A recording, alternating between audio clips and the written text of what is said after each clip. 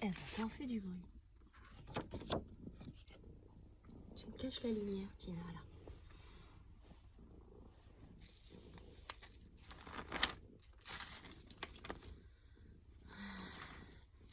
Non, mais il faut que je lise Maupassant, ma belle. Viens, mets-toi là.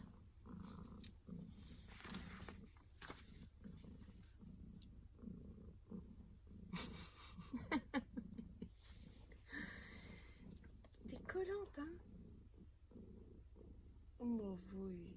Tu veux un câlin aussi, toi? Oh, oui, tu veux un câlin. Regarde, si je t'en fais, après, tu vas en avoir marre. Et tu vas vouloir te tirer, je te connais, va. Allez, vas-y. Oh là là là. C'est trop marrante. Alors.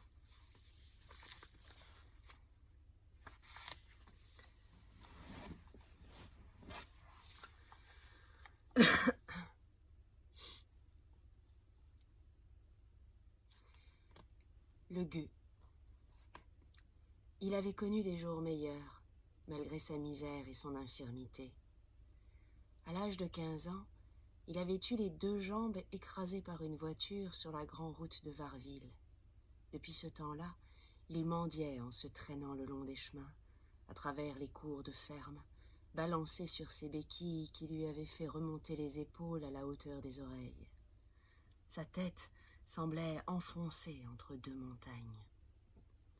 Enfant trouvé dans un fossé par le curé des Billettes, la veille du jour des morts, et baptisé pour cette raison Nicolas Toussaint, élevé par charité, demeuré étranger à toute instruction, estropié après avoir bu quelques verres d'eau-de-vie offerts par le boulanger du village, histoire de rire, et depuis lors vagabond, il ne savait rien faire d'autre que tendre la main.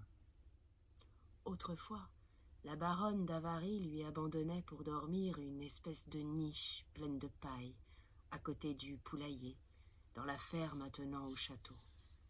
Et il était sûr, aux jours de grande famine, de trouver toujours un morceau de pain et un verre de cidre à la cuisine. Souvent, il recevait encore là quelques sols jetés par la vieille dame du haut de son perron ou des fenêtres de sa chambre. Maintenant, elle était morte. Dans les villages, on ne lui donnait guère. On le connaissait trop. On était fatigué de lui depuis 40 ans qu'on le voyait promener de masure en masure, son corps loqueteux et difforme, sur ses 2 pattes de bois.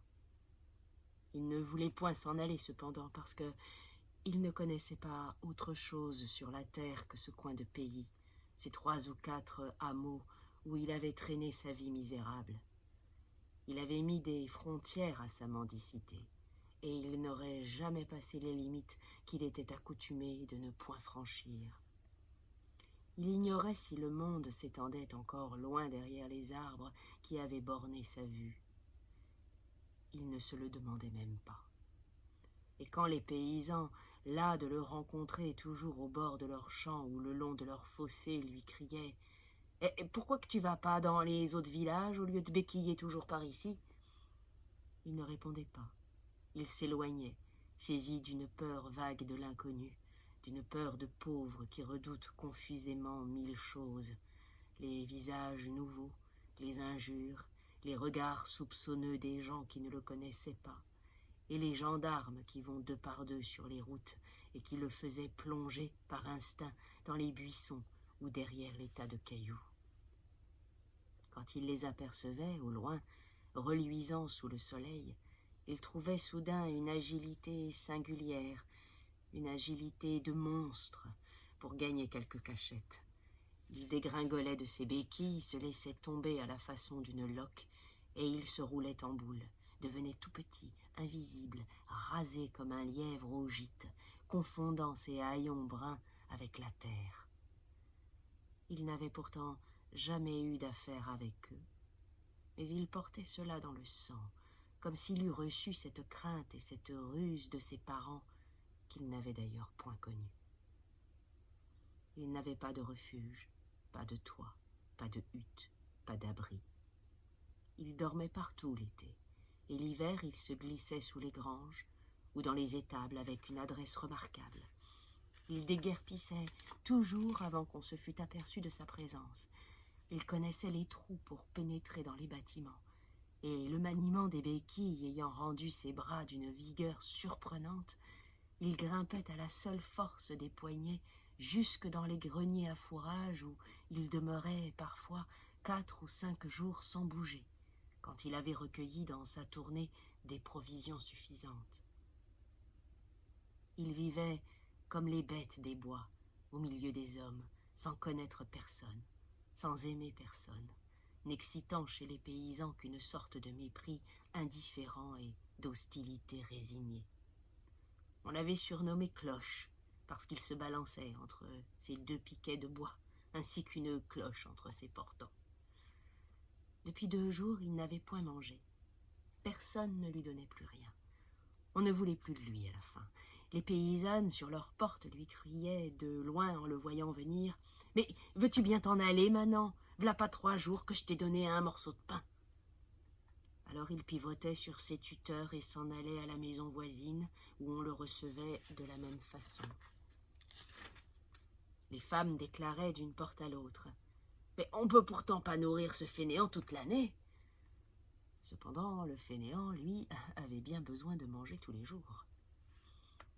Il avait parcouru Saint-Hilaire, Varville et les Billettes, sans récolter 1 centime ou une vieille croûte.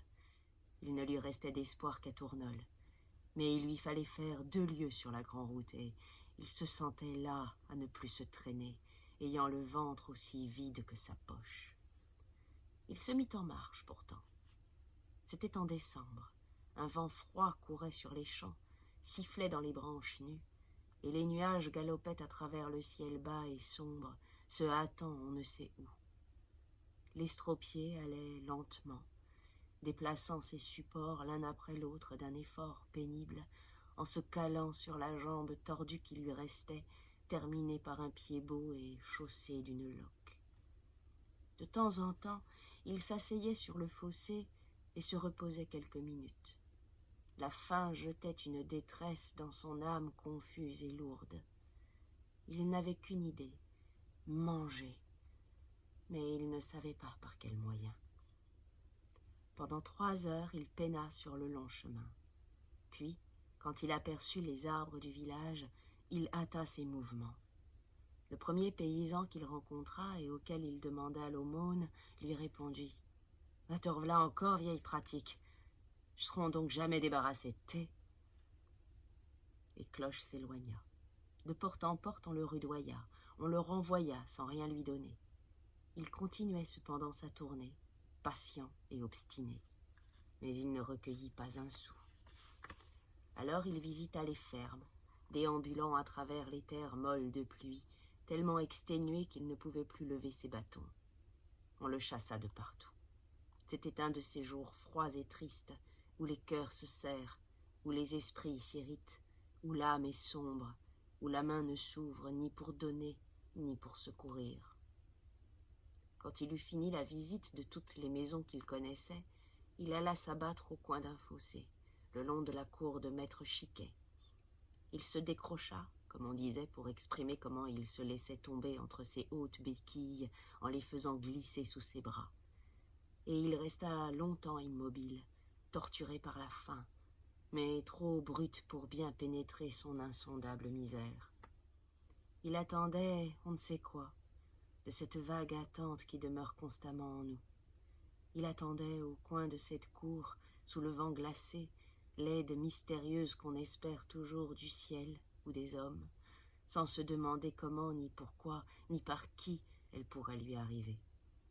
Une bande de poules noires passait, cherchant sa vie dans la terre qui nourrit tous les êtres.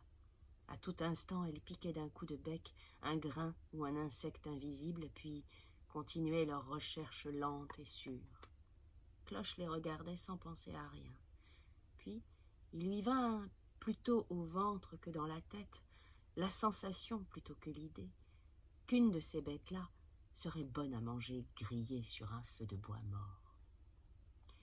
Le soupçon qu'il allait commettre un vol ne l'effleura pas. Il prit une pierre à portée de sa main et, comme il était adroit, il tua net en la lançant la volaille la plus proche de lui. L'animal tomba sur le côté en remuant les ailes. Les autres s'enfuirent, balancés sur leurs pattes minces, et Cloche, escaladant de nouveau ses béquilles, se mit en marche pour aller ramasser sa chasse, avec des mouvements pareils à ceux des poules. Comme il arrivait auprès du petit corps noir taché de rouge à la tête, il reçut une poussée terrible dans le dos qui lui fit lâcher ses bâtons et l'envoya rouler à 10 pas devant lui.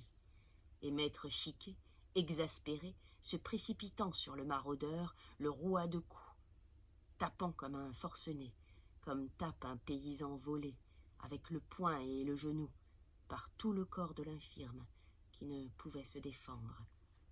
Les gens de la ferme arrivaient à leur tour, qui se mirent avec le patron à assommer le mendiant.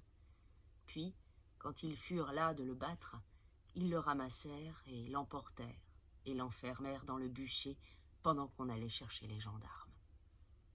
Cloche, à moitié mort, saignant et crevant de faim, demeura couché sur le sol. Le soir vint, puis la nuit, puis l'aurore. Il n'avait toujours pas mangé.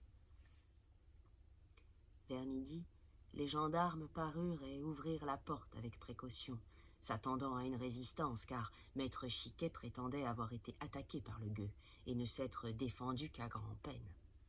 Le brigadier cria « Allons, debout !» Mais Cloche ne pouvait plus remuer. Il essaya bien de se hisser sur ses pieds, il n'y parvint point. On crut à une feinte, à une ruse, à un mauvais vouloir de malfaiteur, et les deux hommes armés, le rudoyant, l'empoignèrent et le plantèrent de force sur ses béquilles. La peur l'avait saisi, cette peur native des baudriers jaunes, cette peur du gibier devant le chasseur, de la souris devant le chat. Et par des efforts surhumains, il réussit à rester debout. « En route !» dit le brigadier. Il marcha. Tout le personnel de la ferme le regardait partir, les femmes lui montraient le poing, les hommes ricanaient, l'injuriaient. On l'avait pris, enfin, bon débarras. Il s'éloigna entre ces deux gardiens.